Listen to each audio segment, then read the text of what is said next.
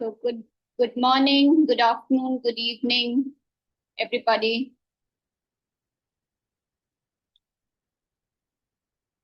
I think it's 5:30 here, India time. It must be morning in CDC Atlanta. So today I welcome everybody on behalf of NACO to the Science to Policy and Practice webinar. And today's webinar is on a very important and topical issue of the use of novel sequencing techniques to optimize HIV response. And we have with us a panel of experts from India as well as from the US CDC. And today's session is going to be moderated by Dr. Megha Brijwal, additional professor in the Department of Microbiology in AIIMS. So without further ado, I would turn it over to Dr. Megha to introduce the topic and also introduce the speakers. So over to you, Dr. Megha. Yeah, thank you so much, Dr. Tenzin. We are delighted to have all of you here, and we thank all of you for your time and your consideration and commitment to this webinar. As Dr. Tenzin has already introduced, our topic is going to be use of novel sequencing techniques for early diagnosis of HIV drug resistance and surveillance of emerging hotspots. We are extremely thankful to CDC for this collaboration and privileged to have an excellent lineup of speakers with us who would be sharing their experience on HIV drug resistance surveillance approaches, application of laboratory data on identification of these hotspots, and some of the operational and technical consideration for HIV drug resistance testing using NGS. So let me just start with, not taking a lot of time, but just to bring to your notice the burden of HIV disease in India. So we know India, the most populous country in the world, the estimated HIV prevalence in India is about 0.2%. That means it carries an absolute number, the world's third highest or largest burden of people living with HIV and AIDS. So we have approximately 1.88 million of PLHIV with us, and approximately 95% of those are on first-line ART. It is estimated that about 28,000 are on second-line ART and about 5,000 are on third-line ART. So our national program, that is NACO, has led us in formulating policies and implementing the National AIDS Control Program in India, providing end-to-end solutions in detection, prevention, control, and treatment of HIV/AIDS across India. So currently, the laboratory division provides continuous support for detection and patient monitoring with viral load. In this ladder, the next step, it has been envisaged that HIV drug-resistant testing would be initiated as a national laboratory activity for patient care. And we aim to utilize NGS technology for HIV drug resistance detection with whole genome sequencing. So we welcome one and all for this exciting session on HIV drug resistance. And first, I would like to request Dr. Bhavna Rao, Deputy Director, NACO, to present some of the updates on the NACP activities. Dr. Bhavna, please, can you upload your presentation? Thank you, Dr. Megha. Starting with the updates on the operationalization of the HIV drug resistance testing under the National AIDS and STD Control Program under the aegis of National AIDS Control Organization. So I'll be presenting a brief about what has been done in the program. So Vinita, the next slide, please. So drug-resistant testing is essential, as we all know, to optimize the antiretroviral therapy by detecting resistant strains that reduce treatment effectiveness. Timely drug resistance testing supports appropriate treatment modification, preventing treatment failure, and limiting transmission of resistant HIV.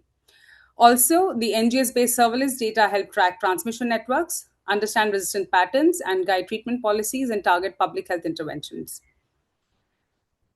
So why NGS? Because as we all know, it detects low abundance mutations. NGS can detect these low abundance mutations, allowing for interventions before resistant strains become dominant. As well as it has high throughput processing for numerous samples, which is ideal for large scale surveillance.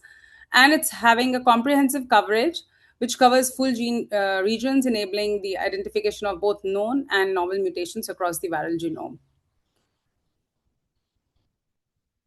So, under the program, to be very specific, so we've since it's a very specialized investigations, so in-depth case review has been approved by the program under the National AIDS Clinical Expert Panel, and this testing would be considered only for the people living with HIV with confirmed unsuppressed viral load. So individuals on ART with confirmed suppressed viral load, unsuppressed viral load, that is the RNA copies of greater than equal to 1,000 copies per ml on a subsequent viral load test, conducted after an initial unsuppressed viral load and after appropriate enhanced adherence counseling, as per the national guidelines, would be considered for approval by the panel. So, but it needs to be ensured that the PLHIV should have been on regular ART for the last 6 months. So the priority groups, which have been defined for in a phased manner for implementation of the drug resistance testing. For the first phase, we have the suspected third line and the second line failures, including the pregnant women. Suspected treatment failure in children living with HIV, irrespective of the regimen which they are following, and any complicated case recommended by the National AIDS Clinical Expert Panel. So this is a brief flow of how would the a patient be, it would be decided upon how to take up the testing for DR. So in the first instance, if the viral load is greater than 1,000 copies per ml, the patient is flagged for adherence review and an enhanced adherence counseling is advised to understand if there has been any psychosocial factors or any missed doses or any other barriers. And then again, a repeat viral load test would be sent. So when a repeat viral load test would be sent, there'll be three aliquots of 1 ml plasma each, which would be put to the linked viral load lab. And one would be utilized for the VL test, and the two additional aliquots would be stored for drug resistance testing at the same VL lab. So after the repeat VL test is done, and if it is greater than 1,000 copies per ml, confirmed, that is unsuppressed viral load, and then a referral would be sent to the clinical expert panel, which would then review, and after the approval of the panel, after the conditions are fulfilled, then the sample would be sent to the HIV drug resistance testing lab. So 2 aliquots then would be shipped to the drug resistance lab along with the requisition forms, and the DR testing would be performed, and then accordingly the ART regimen optimization would happen. So a brief of the same algorithm, which after initial 1,000 copies, if it's less than 1,000 copies, they are continued on the same regimen. So it is flagged if it is greater than 1,000 copies, and enhanced adherence counseling is advised. If the adherence in the last 3 months have been greater than 95%, so again, we collect a sample for HIV VL again and a suspected DR. And also, if the adherence in the last 3 months would have been less than 95%, again, second round of EAC would be done. And after 3 months of this, again, the sample would be sent. So from the both sides, we can see we send a sample to the linked viral load lab for testing. And again, if the viral load counts are greater than or equal to 1,000 copies per ml, then accordingly, as advised by the clinical expert panel, the sample would be sent for HIV drug resistance testing.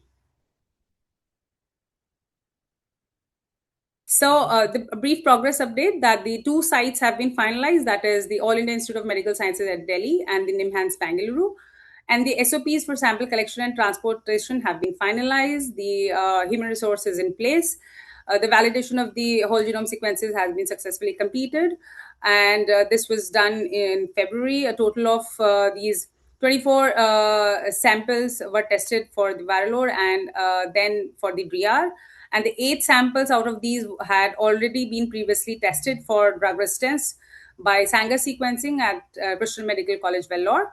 And the comparative analysis of these 8 samples between the Sanger platform and the NGS performed at NIMHANS showed 100% concordance in HIV-DR mutation profiling. So brief of this, and the samples with known viral load were included in the validation exercise, and the analysis showed 100% concordance in the DR mutation profiling, which I just briefed. So these were the few updates from the program side of where we are. So thank you so much. Now back to Dr. Megha, please. Thank you so much, Dr. Bhavna, for sharing the HIV program activity updates in India. We encourage everyone to add their question in the chat box, and we can take all the questions at the end of the session. So now starting with our excellent academic session that everybody has been looking for on use of laboratory data to detect emerging HIV transmission or hotspot, including localized outbreaks or rapidly growing clusters of resistant HIV. We have with us Dr. Monica Patel, team lead for HIV clinical surveillance and epidemiology from US CDC, and Dr. Nancy Etchison, medical officer, HIV care and treatment branch from US CDC. I request Dr. Monica to first load her presentation, followed by Dr. Nancy. So Dr. Monica, till I think she can upload her presentation. She's a senior epidemiologist and public health leader at CDC, and where she leads the clinical surveillance and epidemiology for global HIV program. Over to Dr. Monica, please. So it's actually going to be Monita and I have a presentation where we swap back and forth. So with that, you'll get both of us at once. Good morning, good afternoon. Good morning, good afternoon, good evening, everyone. I'm Nancy Atchison. I'm a medical officer in the HIV care and treatment branch in the Division of Global HIV and TB at CDC in Atlanta. And I'm joined by Dr. Monita Patel, an epidemiologist in our surveillance branch and a team lead of that branch. And today we'll be sharing a high-level overview of HIV drug resistance surveillance. Next slide. We'll start with the considerations for drug resistance, or DR testing for short, as we'll call it, and then discuss the elements needed for using DR testing as surveillance, talk about some system design options, a particular example of lab-based surveillance that we use in PEPFAR-supported countries, and then 2 examples of using HIV molecular data and detection and response. And then we'll hand it over to our lab colleagues, and then we will be back at the end for any questions. So you can type anything in the chat. Next slide, please. We all know that virologic failure can be caused by non-adherence or drug resistance. So that is either by not taking the antiretrovirals that one is prescribed, or by those drugs no longer being effective for a person's virus. First-line regimens have been improving ever since we've had effective pharmacologic therapy for HIV. And in 2019, roughly, earlier in some countries, later in others, the first-line regimen for people living with HIV transitioned from 2 NRTIs and an NNRTI to 2 NRTIs and an integrase inhibitor. So for PEPFAR, that meant going from tenofovir, lamivudine, efavirenz, TLE, as first line, to tenofovir, lamivudine, dolutegravir, or TLD, as the preferred first-line regimen. And now over 92% of ART that's dispensed by PEPFAR is dolutegravir-based. With this switch, we have seen high viral load suppression rates reported among adults on dolutegravir-based regimens, likely for several reasons, including the overall tolerability of the drug, few drug-drug interactions, and a high barrier to resistance. In that transition to dolutegravir-based regimens, we also experienced a paradigm shift in how we think about the causes of virologic failure. So you'll see on the right side of the screen, the diagram on the top shows you for efavirenz-based regimens, when we saw virologic failure, it was often accompanied by a high likelihood of resistance. So 60 to 80% of virus was resistant to NNRTI at the time of virologic failure. And this was in literature sort of in the mid-20 teens. So then that virologic failure warranted an empiric switch, usually to a protease inhibitor-based second-line regimen. But if you look on the bottom in the TLD area, in contrast, you'll see that virologic failure on dolutegravir, or DTG as we call it, is accompanied by a fairly low likelihood of resistance. So in the recent literature over the past 5 years, we'll talk a little bit about how we generated this, but usually, 5 to 10%, definitely less than 10% in most cases, especially in the case of first virologic failure. So therefore, unlike in the NNRTI era, most cases of dolutegravir failure are caused by non-adherence rather than drug resistance, and should trigger more intense adherence interventions rather than an automatic switch to second-line therapy. So In the instance of persistent viremia, before a switch from an integrase-based regimen to a PI-based regimen, we suggest considering drug resistance testing as it's available, as it can be difficult to discern which 10% of people would benefit from a regimen switch. The integration of DR testing into country algorithms will depend on the availability of the testing platforms, turnaround time, and clinician comfort using DR testing to make clinical decisions. But that is the topic of a different talk. You'll see on the right side, and I think this is this one that was just shared, but a clinical algorithm from India. I think this is up to date or maybe is about to be replaced a little bit. In order to use ongoing clinical drug resistance testing, sort of as outlined in this clinical flow diagram, in order to use that to understand population drug resistance and to do surveillance on that, there are several important considerations. To start, we need to know the specific population eligible for drug resistance testing. We need to know the actual coverage of drug resistance testing among that population, and then the accuracy of any reporting that we have going back to a central source. Then we need to interpret all of that in the context of overall viral load coverage for the overall population of people living with HIV. So now I'm going to hand it to Dr. Monita Patel to dig into some more of the particulars of building surveillance systems from clinical practice.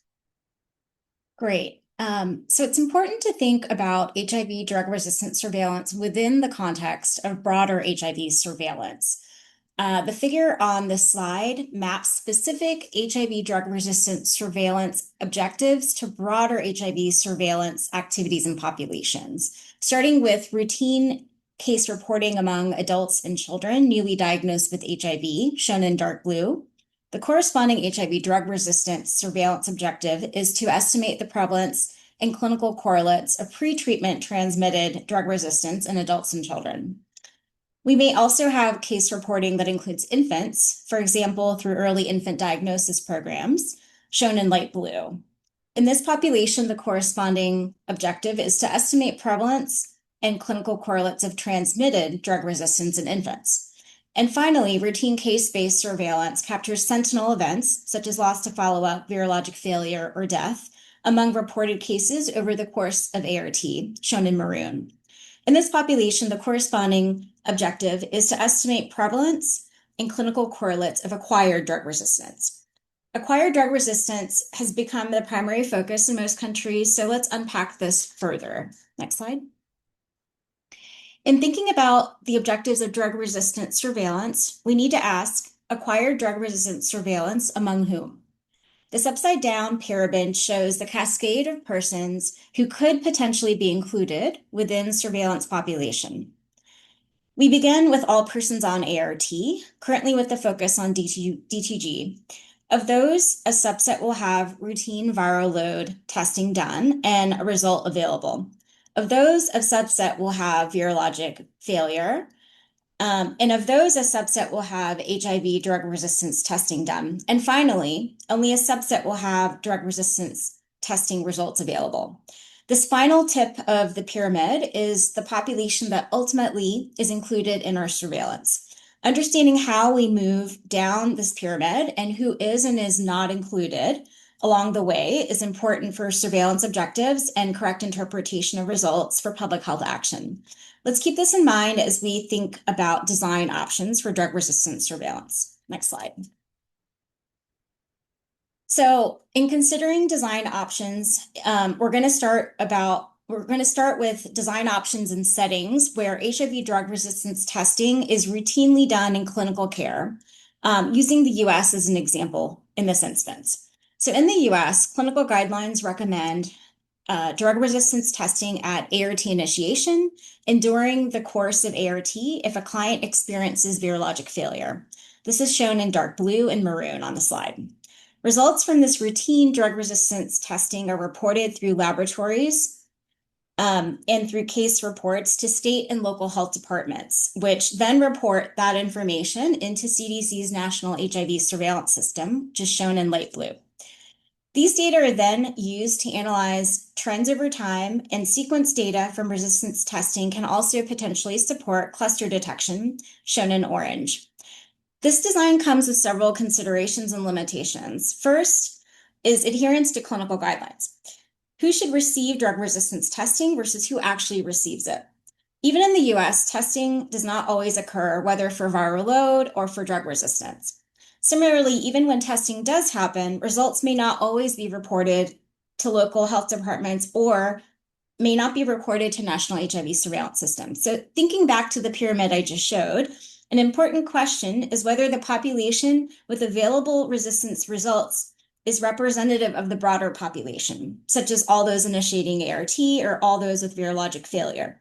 In practice, data are often incomplete, and analyses may be limited to jurisdictions with higher reporting incompleteness. Next slide.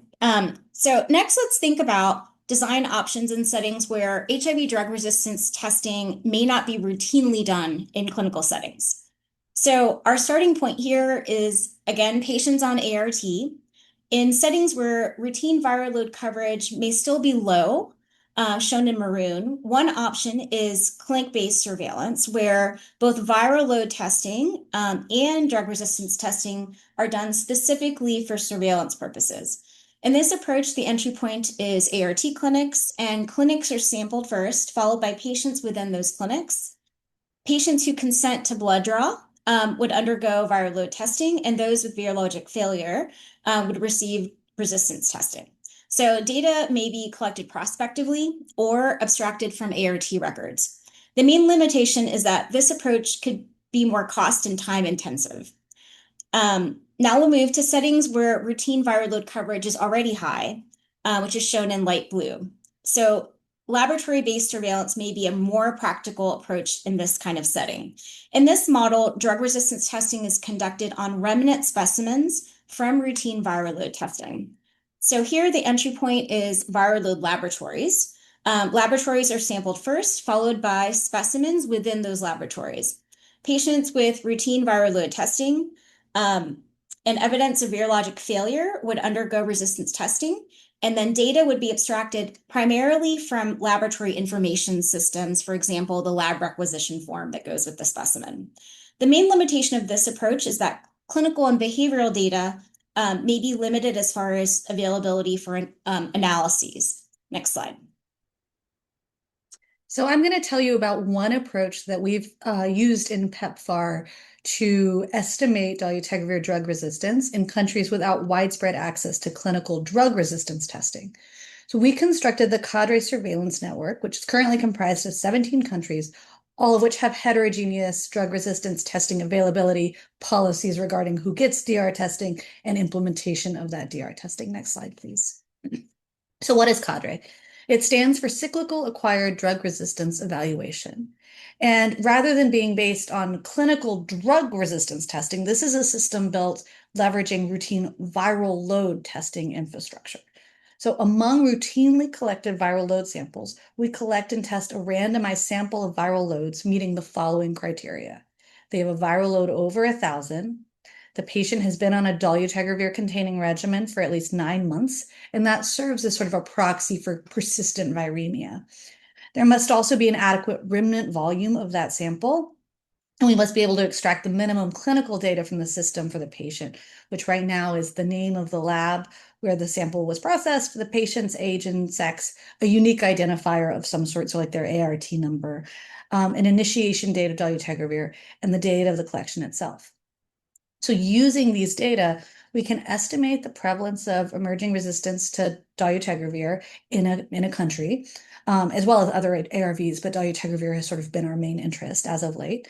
We can better understand the patterns of acquired drug resistance among individuals on dolutegravir. And then when the sample size is sufficiently large, we can assess or start to understand the clinical correlates of dolutegravir resistance as well. Next slide, please. So when we combine data, especially across countries, we're able to discern even more about the clinical correlates of dolutegravir resistance. So what you'll see on the right side of the screen are some unpublished findings. They're sort of in revision right now from our first multi-country analysis, where we looked at data from Uganda, Ukraine, Malawi, and Mozambique. And on the right, you'll see a forest plot. I hope it shows up okay.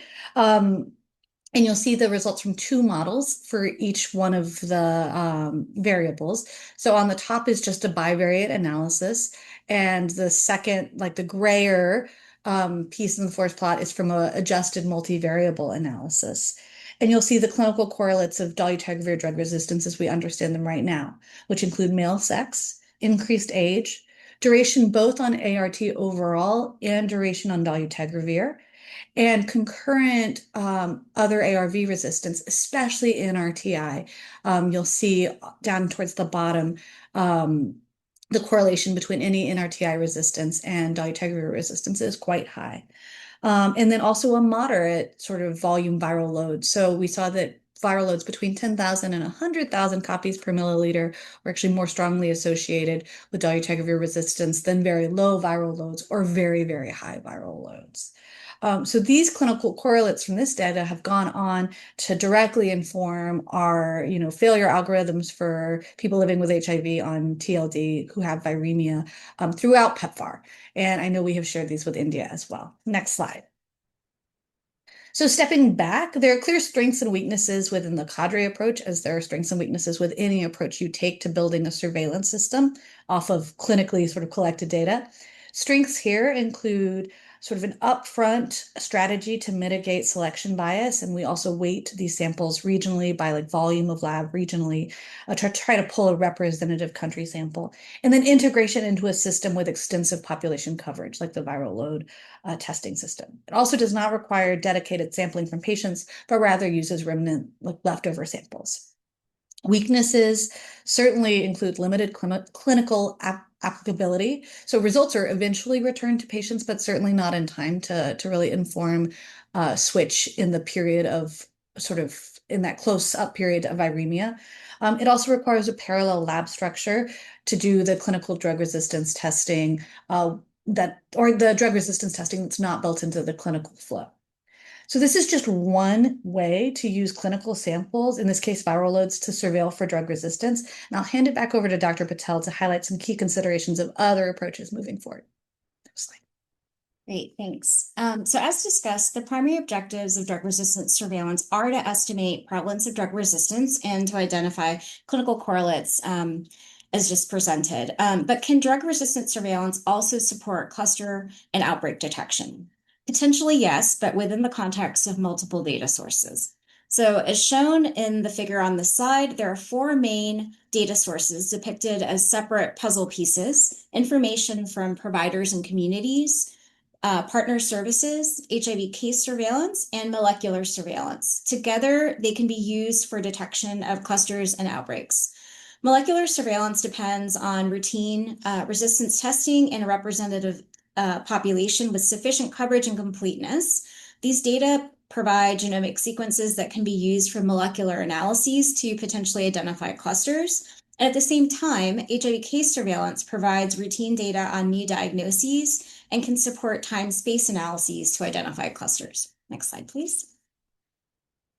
So when using surveillance data for cluster and outbreak detection and response, several considerations are important to keep in mind. First, we might need thresholds to define clusters or outbreaks. So for molecular analyses, this often includes setting a genetic distance threshold, for example, 0.5%, that suggests homologous sequences that are very similar.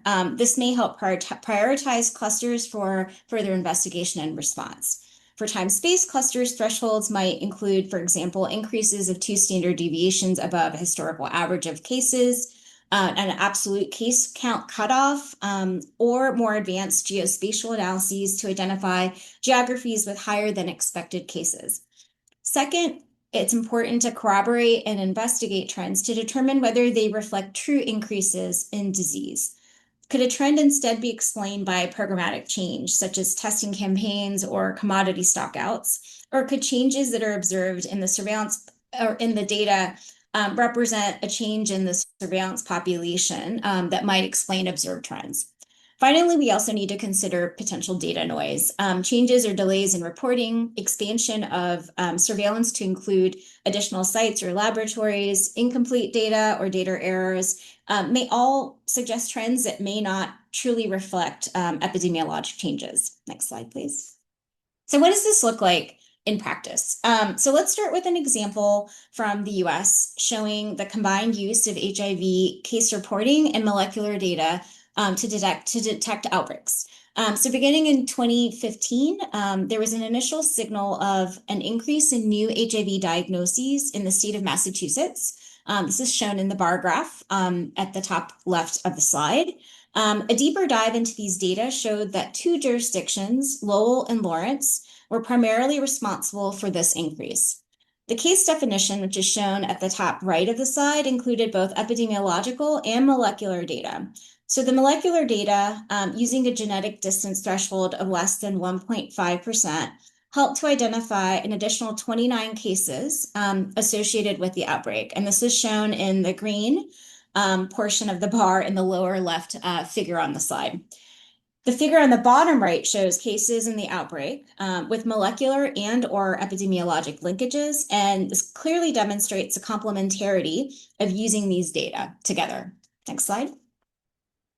Finally, I'll end with an example of molecular data use in a setting where routine drug resistance testing and sequencing were not available, but where these molecular data were still used and useful to characterize an outbreak detected through provider and community reports and HIV case surveillance. So this example comes from Roca commune in Cambodia, which is shown in the maps on the left-hand side of the slide, where there was an outbreak likely associated with unsafe injections within a single healthcare provider from 2014 to 2015. As a part of the outbreak investigation and a subsequent case control study, targeted sequencing and molecular data analysis identified a large cluster with high genetic homology, corroborating the epidemiologic findings of a single source of introduction of HIV in this outbreak. And I think with that, that's our last slide. We'll stop there and look forward to questions and discussions. And I think we'll turn it back to Dr. Megha to moderate us. Thank you. Thank you so much. It was an excellent presentation and had given us a lot of food for thought for implementation of HIV activity here in India. So for the next session, I invite Dr. Clemente, who's the team lead for HIV molecular diagnostic and surveillance, and Dr. Goshing Jan, unit lead for the HIV drug resistance at US CDC. They'll be talking about operational and technical consideration for HIV DR testing using NGS. Thank you again. Good evening and good morning to my colleagues. So next slide. So this will be presented by Dr. Goching Zhang and myself, Clement Zhe. So the outline will just look at the overview and consideration for HIV drug resistance. Then Dr. Goching will focus more on the laboratory consideration for next generation sequencing for HIV drug resistance. Next slide. Okay, focus on the overview. Okay, Goching next. Okay, thanks. So, what are the laboratory considerations for HIV drug resistance testing implementation for surveillance that you've just heard, as well as for clinical care management? So, due to the complexity of HIV drug resistance testing, it is recommended that lab must meet at least one of the following. Must either be designated by the Global HIV Program or the internationally recognized by WHO to meet all the minimum requirements for the lab to be able to provide good quality assured results. And if those results from surveillance or surveys need to be used, then that lab need to be ISO accredited. But for all clinical care, clinical management of for patients using HIV drug resistance results, it is strongly recommended that the lab be ISO accredited, ISO 15189 accredited to be able to meet all the necessary requirements, especially to make sure that the test that is being performed is fit for purpose of to be used for or to switch patient from treatment. So the accreditation must have the scope that include HIV drug resistance. Next slide. So what are some of the quality assurance measures when performing HIV drug resistance? We know that a robust quality assurance is actually vital to assure quality of and reliability of the test result. So we want to make sure that from start of specimen collection, there must be standard operation procedure that guide on how specimens should be collected, processed, transported to the lab, and tested, all the entire process, and even all the way to result reporting or sending back report to for patient management. All of that must be well documented in a standard operation procedure. We want to also ensure that all personnel involved in testing or doing drugs and testing, whether it's Sangha or NGNs, must be well trained, must also have been deemed competent, especially for Gochin is going to cover a little bit of that, saying that for what is done for new staff versus routine staff that have been trained before. Competency is done once a year for all staff, but for new staff, twice a year. Then also running regular internal quality control with non-resistant profile alongside with patient samples to monitor performance of the assay. We also make sure that the lab conducting drug resistant testing must be enrolled into an external quality assurance program. Must also make sure that they verify the assay that is being used to make sure that the assay is fit for use or meet all the requirements before use in the lab. Like in the case of India, using whole genome or using what India just presented, it's pretty much what needs to be done and make sure that the verification meets the basic requirement. Then there's also need for lot-to-lot testing of reagents, then equipment calibration and maintenance, and then regular internal and external audit. These are just a few of the quality assurance measures. Next slide, Gochin. We do know that there are some common challenges. What we've seen reoccurring, and if this can be addressed, we'll see that most of the time we'll be able to get excellent results.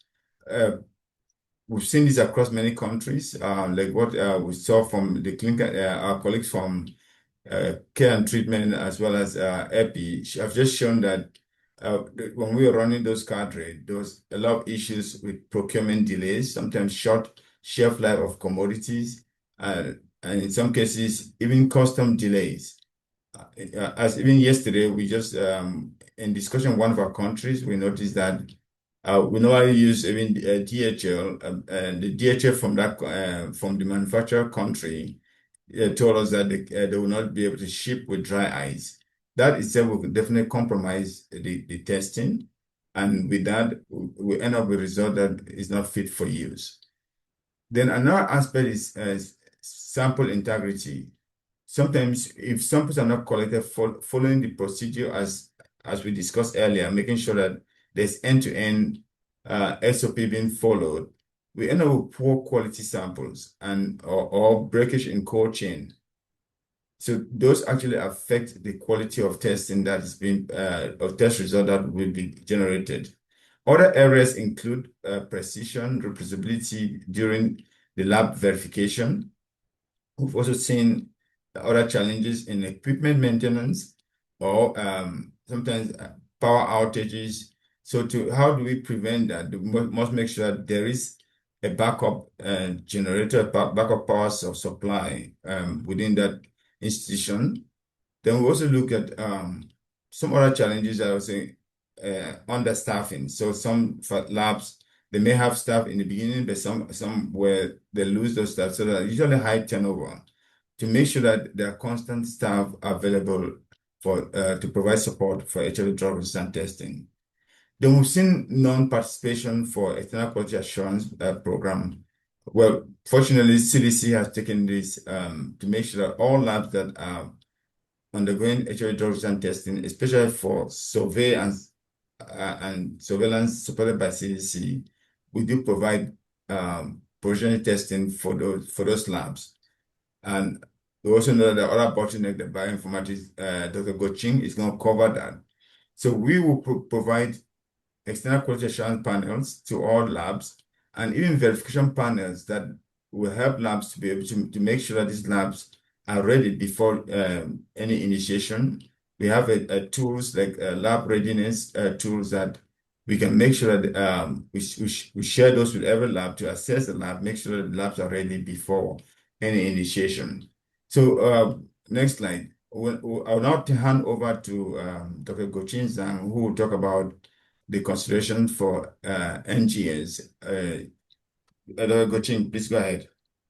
Thank you so much, Dr. Clement. Good afternoon, good morning, everyone. Now, let's spend a few minutes discussing key lab considerations for implementing next generation sequencing or NGS for HIV drug resistance testing. I hope this talk can provide a practical framework for implementing NGS from a lab perspective. We will walk through several essential areas, including infrastructure, staffing, assay workflow, quality systems, bioinformatics, supply chain, and integration. NGS implementation is not just about purchasing advanced sequencing instruments. Its success really depends on strengthening the entire lab system. It's important to remember that HIV-DR NGS testing should not operate in silo. When implemented strategically, HIV-DR NGS can be integrated for genomic sequencing for other diseases. This can help strengthen the preparedness for surveillance and outbreak response. The first area to consider is infrastructure and the lab environment. HIV drug-resistant NGS testing is not a simple test. It involves many steps, so the lab should have a dedicated space and a clear workflow separation to minimize the risk of contamination. Pre-PCR and post-PCR, or we call the pre-amplification and post-amplification, these activities must be physically separate with a unidirectional workflow. Reliable electricity is essential, very important for sequencing instruments, freezers, and computer systems. So backup power solutions are critical to protect specimens, reagents, and also your sequencing runs. Temperature and humidity should be consistently monitored. And finally, all biosafety requirements must be met. Next is instrumentation. NGS lab must have not only the sequencing platforms such as MiSeq I100, which will be used in the 2 labs in India, but also all the labs should have supporting equipment required for the entire workflow. This will include thermocyclers, extraction systems, centrifuges, biosafety cabinets, nucleic assay quantification, and also the amplicon analysis tools. Another thing is quite important is preventive maintenance and the service contract should be in place for all major instruments. And before adopting any NGS platforms, we should ask ourselves a few questions. Is technical support available locally? Are spare parts accessible? And how quickly can service be delivered? Because all these factors will directly affect the continuity of testing. We all know the success of HIV-DR NGS testing relies heavily on people. So the lab staff performing the testing should have strong microbiology or molecular biology skills. And bioinformatics capacity is equally important because NGS data is complex and requires specialized processing, interpretation, and reporting. Quality oversight is also essential. Ideally, NGS testing can be supported by a dedicated QMS manager. The rules and the responsibility of each team member should be clearly defined, and the staff competency should be assessed regularly.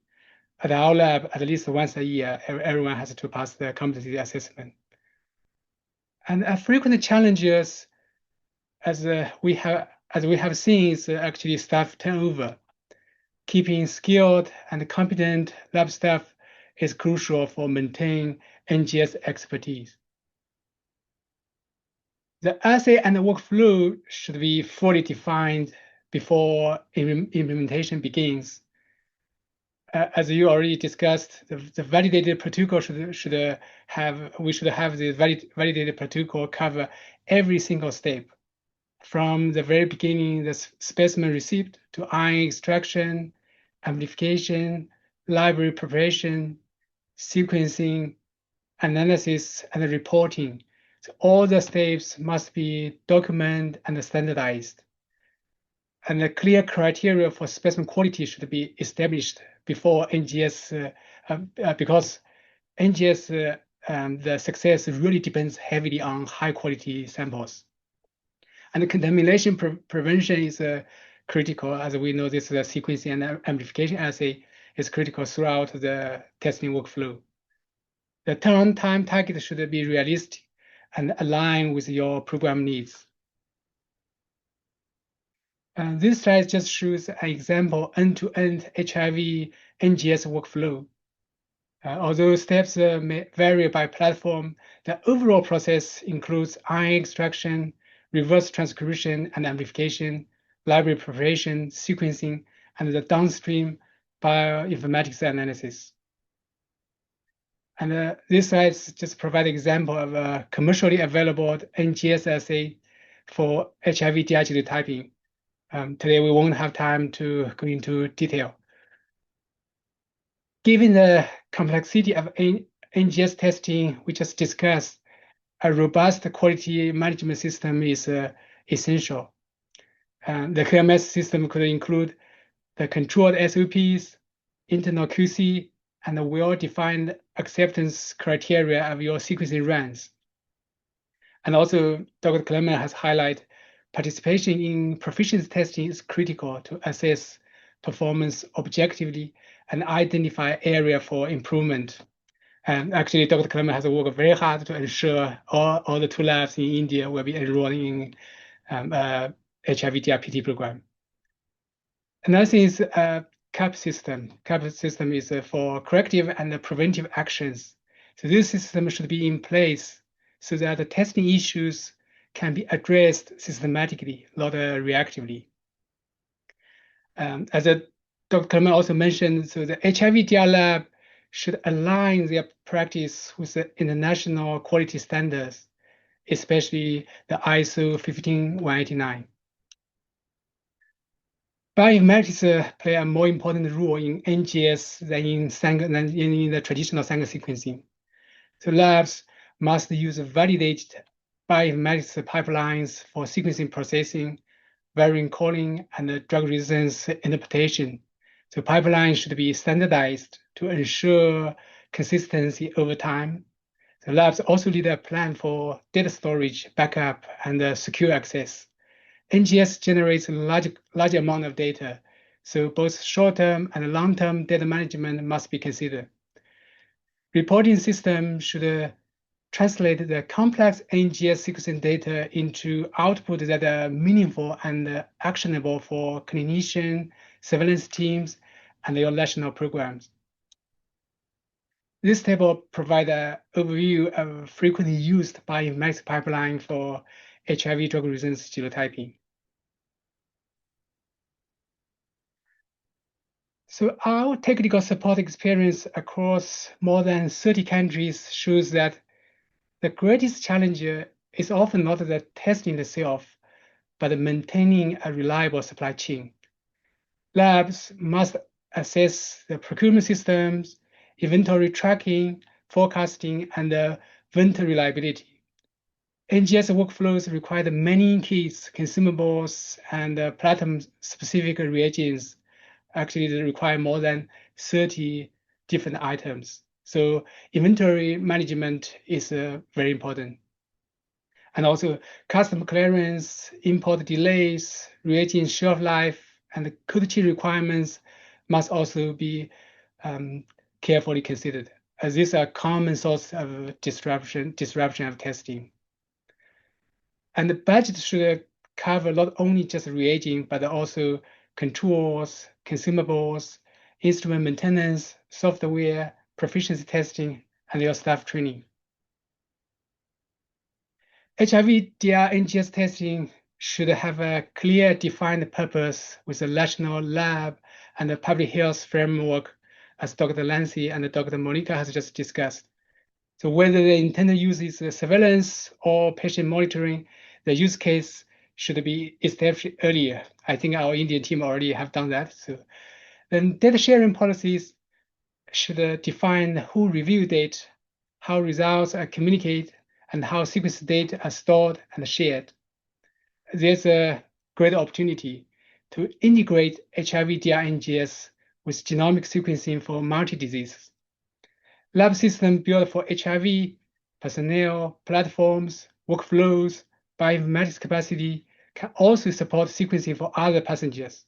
So this can make our investment more sustainable. Once HIV-DR NGS workflow is established, ongoing monitoring is essential.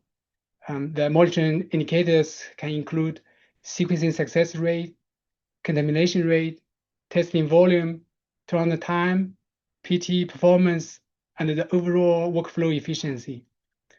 Monitoring these indicators can help us identify trends earlier and guide corrective actions.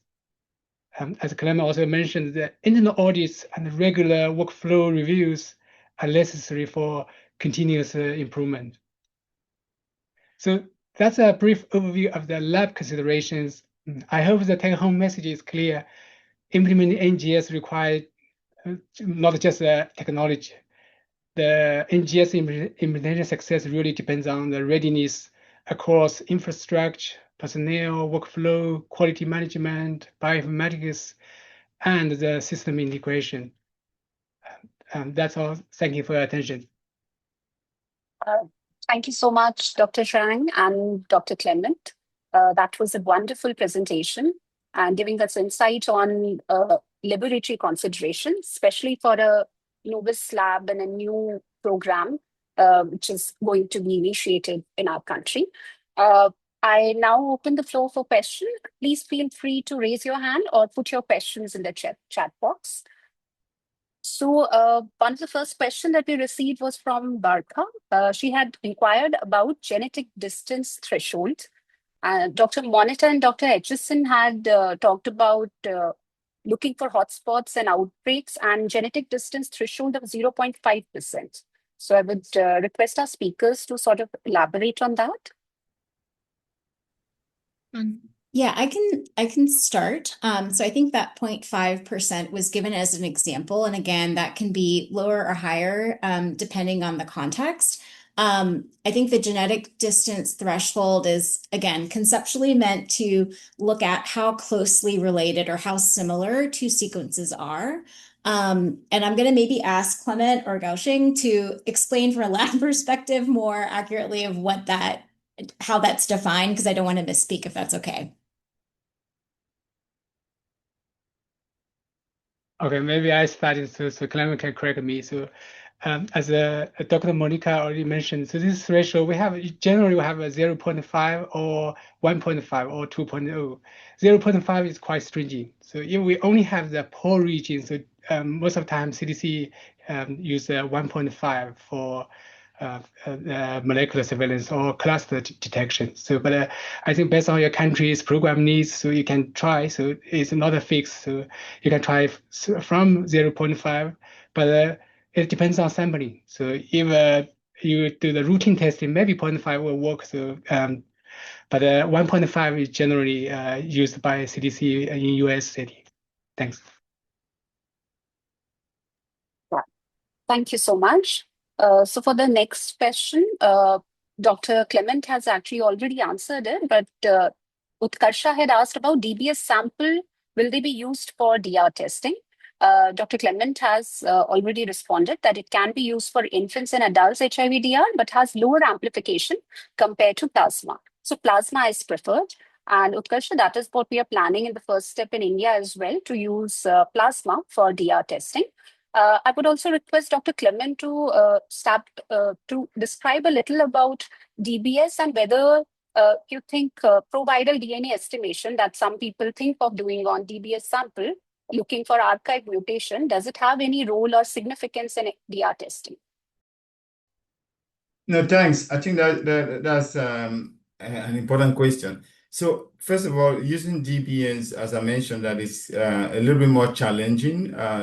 Trying to amplify viruses from DBNs, one because of a small input volume, so it makes it difficult to amplify. But however, for children or patients that may be difficult to draw blood from, or maybe if you don't have a trained phlebotomist, you can still use DBNs, but the amplification success rate is generally lower. For DBS, we usually just expect that we can get up to 80% success rate will be considered good, or 85. But compared to plasma, where you have the confidence of getting being above 95% if the test is done well.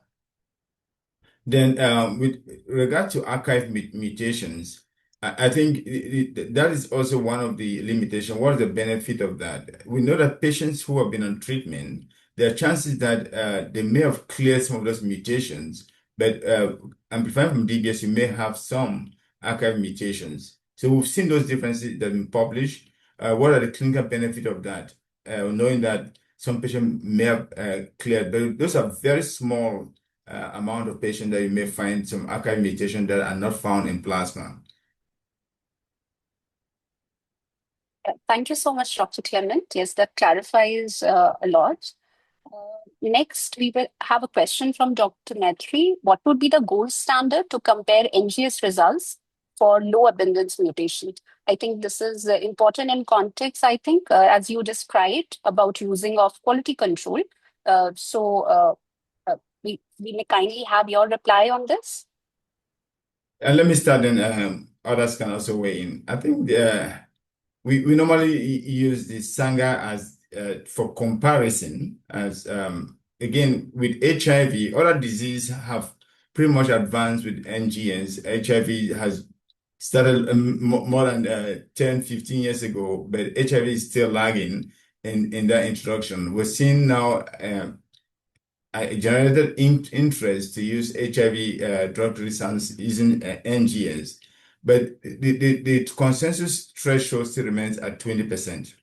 The reason being that we don't have enough data that show us that we can go below that 20%. The reason being, we're using Sanger, we are at 20%, and then most data have been between that 15 to 20%. It's true that you can go lower, but we need very good quality assurance. If everything put in place, we have more data. And part of the reason we are also distributing these external quality assurance panels, which lab can run for both Sanger and NGS, the more data points we have, we should be able to now analyze those and then see if the threshold can be lowered. We don't have enough data point to say that threshold can be lowered. We can lower the threshold below 20 at this point. But in the future, with more data points, we believe that it will be lowered. Yeah, thank you so much, Clement, again. I think, yes, we as part of global community need as much information as we can to improve our patient care. Dr. Bhavna has inquired about any universal pipeline for analysis. What's your take on the commercially available deep check software provided by ABL Diagnostic, or to use some open system like Stanford database?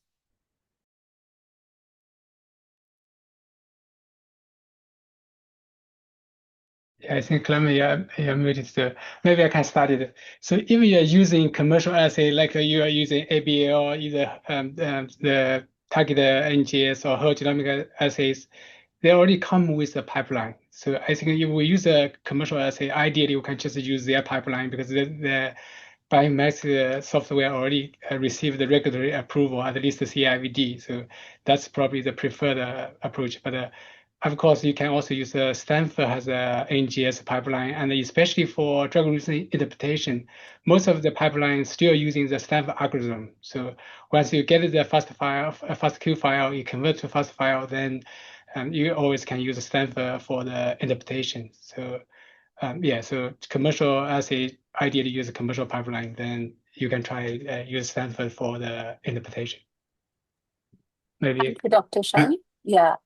And also the fact that you're using the ABL, you do have a license, their own pipeline, which I think you pay $6,000 a year for using that pipeline. So So, and they prefer you to use that. But for us, we're saying that you can use whichever pipeline that is available for you. Either Stanford, they all give similar results.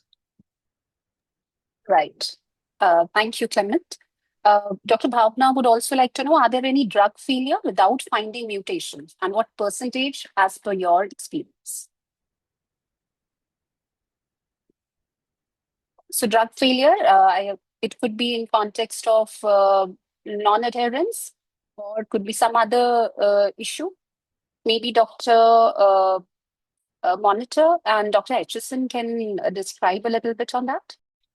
Yeah, absolutely. I just wanted to make sure I understood the question, because thinking about drug failure, when we're thinking about virologic failure, absolutely, there are lots of reasons, and actually the vast majority for people on DTG, their virologic failure is caused by non-adherence rather than true, dolutegravir resistance that's affecting the efficacy of their TLD. And so literature would suggest, or sort of current research would suggest, that's sort of 90% falling in the non-adherence bucket and less than 10% falling in the drug resistance bucket overall. But let me see, was that your question, or is there another aspect that I'm not understanding? I think if there is any further query, that can be added in the chat box. But thank you so much for that. And Neha would also like to know, what would be the recommendation to implement HIV sequencing surveillance in a large country like India? I think you showed us with examples. So what would be your take on this? Yeah, I think it's an important question. I can start and I'll ask others to chime in. I think having heard some of the plans for India with rolling out drug resistance testing in clinical settings, it sounds like that planning is underway. There's a selection of sites to sort of initiate that in. I would say take advantage of that, right? And it might be that for some time being, you might need to consider a hybrid approach where in those sites where you are starting to roll out routine drug resistance testing, is there an opportunity to leverage that for surveillance purposes? Again, I think with the caveats that we presented around, if that is a very specific population, I think you need to think about what can you extrapolate those findings to as far as interpretation of the data and the use for broader public health kind of trend detection response. I would say while that's being stood up, I think you might want to consider a laboratory based approach that was described, like similar to Cadre, where you might want to, again, use remnant samples if they're available, and think about, again, for a population size like India, right, and the diversity in states, I think you might want to also think about kind of that sampling. And, again, maybe you cannot sample as much as you want to and include as many clinical laboratories as possible. But again, thinking through what might be possible and what are you trying to estimate, right? If you're truly trying to estimate prevalence, I think, again, there's some sample size calculations that can be done. And I see a similar question in the chat about sort of how to prioritize states, what have you. I think, again, think about where you need this epidemic intelligence the most, right? Are there states in India where there's, again, higher vulnerability, or the data you have indicates there might be higher prevalence or incidence? You might want to prioritize some states where that data is going to be the most useful.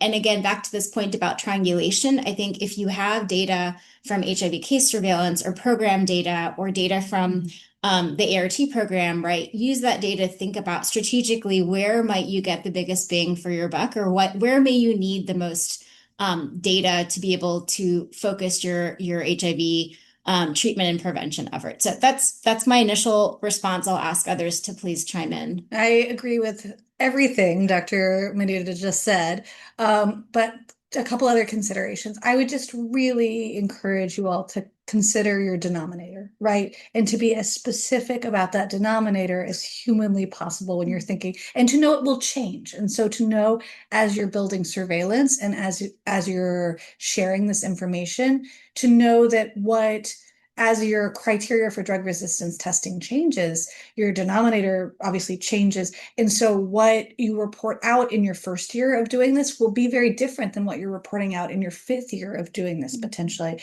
and making sure your audiences and your stakeholders understand that that's a change in your denominator, basically, and who's being offered drug resistance testing.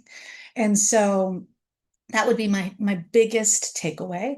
And then just to speak a little bit about our experience with cadre methodologies versus non-cadre methodologies.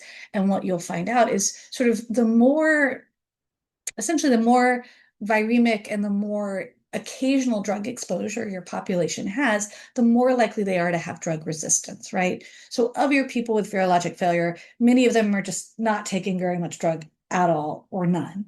But for those folks that are getting intermittent drug and have been doing that for longer, those are the people who are going to be most likely to have drug resistance. And so we think.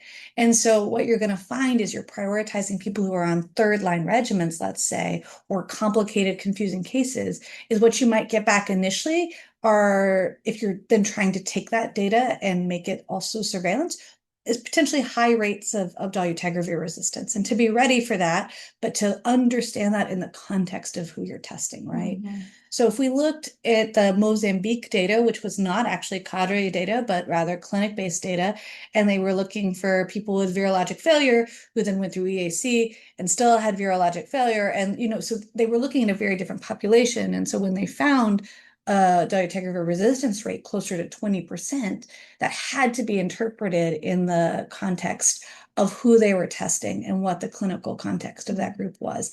And so that result looks very different, let's say, than Uganda, that's looking for a single viral load over 1,000 in people who've been on dolutegravir for 9 months. Like their rates are much lower, but that's because their population is very different using the cadre methodology. So just again, a reminder to try to, any message that comes out from NACO moving forward, to really couch it in that clinical context. Yeah, thank you so much. Excellent points taken. I think looking at denominator and looking at both cadre and non-cadre approaches, and we are learning on the job. This approach may adopt at the beginning, we may modify it and invent something new as we go along. Thank you so much for all of the speakers. We are getting a lot of questions, but due to paucity of time, we won't be able to take all. I request all the participants to email the questions, and we would respond the reply after confirming with the speakers. I now hand over to Dr. Tenzin for a vote of thanks. Thank you, Dr. Megha. Excellent presentations, and going by the response that we have got, it seems that this deep dive has been very well received in India. And I thank the US CDC speakers for sharing their expertise on such an important and topical area of HIV drug resistance tool, and how this can be optimized for clinical care and surveillance in the Indian context. I also want to make a special thanks to our CDC India colleagues for building these connections with the headquarter team of the US CDC. And I want to thank my colleague, Dr. Bhavna Rao and Dr. Megha for giving the Indian context, Dr. Megha especially for steering this talk so successfully, beautifully, keeping time in mind. And I thank my strategic information colleagues, Vinita and Rajiv, for taking care of the logistics. Most of all, I thank all the participants who, despite today being a government holiday, have made time to participate in this discussion and make it successful. And hopefully everybody has taken something useful from this discussion. So with these words, on behalf of NACO, a very good evening to everybody, and good morning to our colleagues across the Atlantic. Thank you. We will now close the session. Bye-bye. Thank you. Have a good evening. Thanks, everybody. Bye. Thank you. Bye. Bye-bye.